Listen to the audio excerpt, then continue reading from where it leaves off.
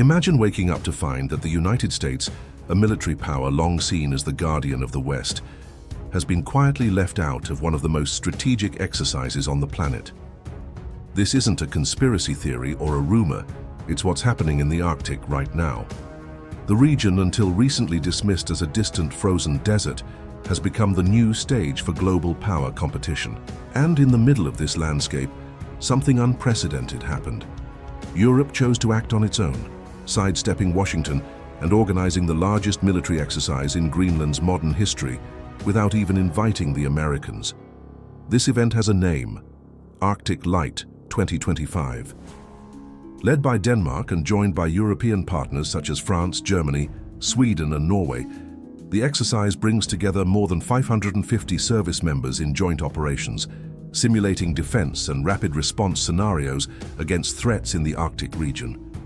Officially, no single target is named, but few doubt the main driver is Russia's growing military footprint in the far north. Moscow has heavily invested in building bases, sea routes and defense systems across the Arctic, taking advantage of melting ice that opens new strategic passages. For Europe, this is an existential concern. But what stands out isn't the European presence. It's the American absence. For the first time in decades, the United States, long positioned as NATO's leading force and a legitimate Arctic nation thanks to Alaska, was deliberately excluded. And that exclusion didn't happen by accident. It's a direct result of diplomatic friction between Washington and Copenhagen, especially after Donald Trump publicly revived the idea that the United States should have jurisdiction over Greenland. For Danes, that sounded like a slight to their sovereignty. The response was clear: lead a military exercise without the Americans, backed by European partners, sending an unmistakable message. The symbolic impact is enormous. If Europe can act without the United States in the Arctic, it signals the Western alliance isn't as solid as it once appeared.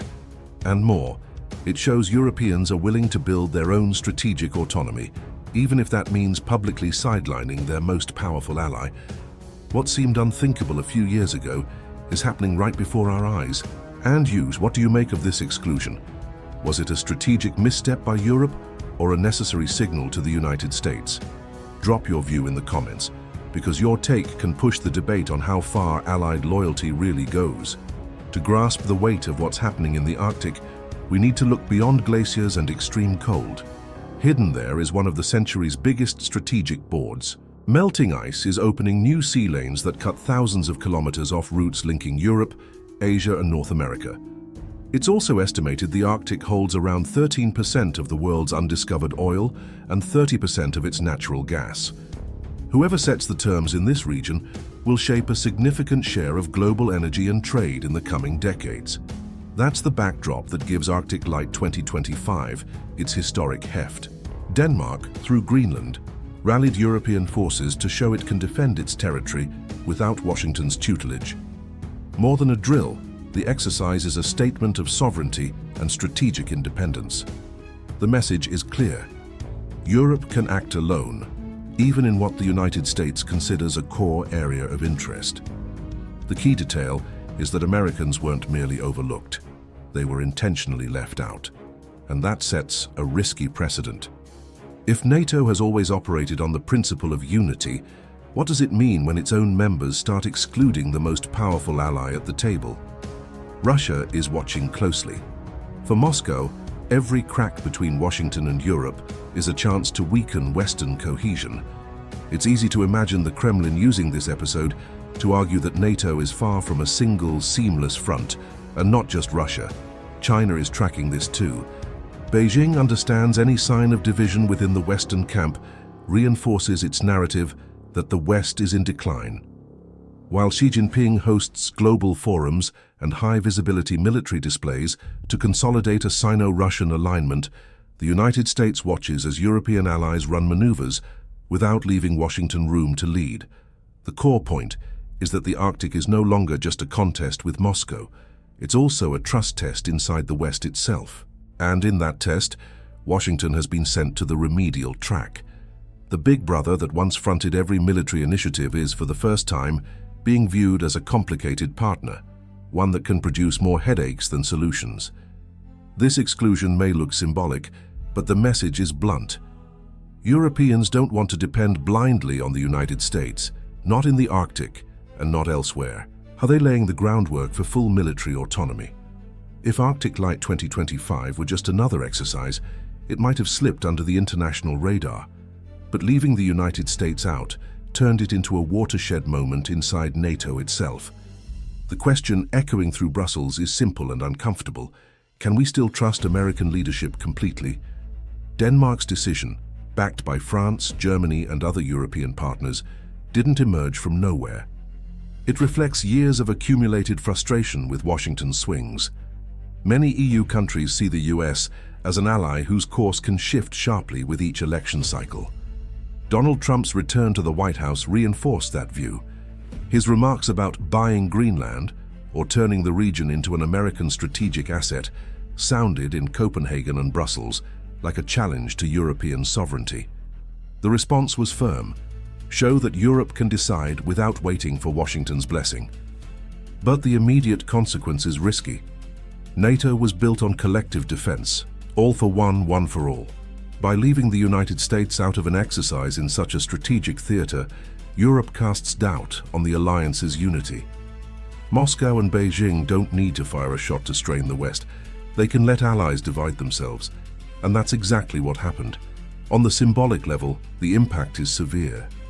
Imagine the psychological effect on military officers, diplomats, and even the American public when they see core partners training for defense without them. It's as if confidence quietly snapped and may not snap back. Unsurprisingly, analysts are calling this the first rehearsal of European strategic autonomy, a concept gaining traction in policy circles in Brussels and Paris. There's a paradox, though. In asserting independence, Europeans could end up weakening their own deterrence toward Russia. If an adversary senses fractures in the bloc, it may feel encouraged to push harder. The Arctic, then, isn't just about ice, oil, or trade routes. It's about confidence, and right now that confidence is being stretched to the limit. What we saw in the Arctic is a preview of something bigger, a fragmented West, torn between relying on the United States or going it alone. But that choice carries steep risks. How far can Europe really go without Washington's military and nuclear backing? Arctic Light 2025 has stopped being just a drill and turned into a larger symbol: Europe's push for strategic autonomy.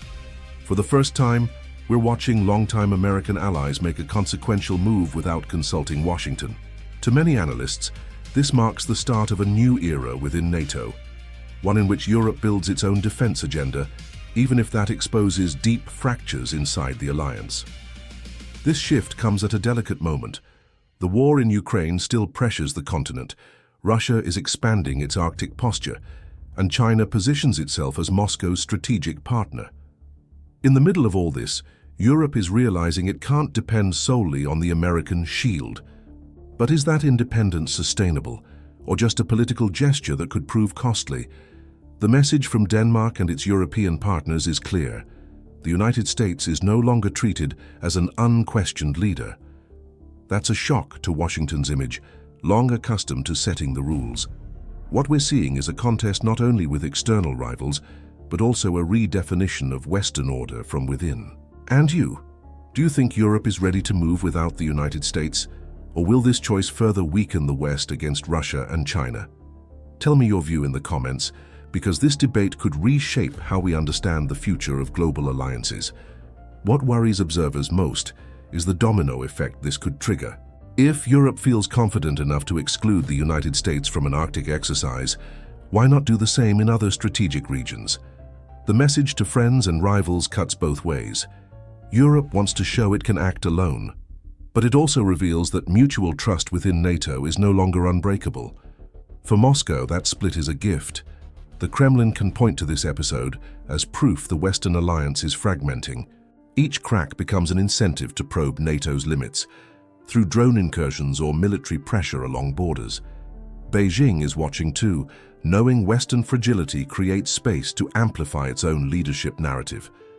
At its core, Arctic Light 2025 exposes a classic dilemma: how to balance European sovereignty with Western unity. Excluding Washington signals strength in the short term, but could carry a high cost if Russia reads it as a green light to press forward.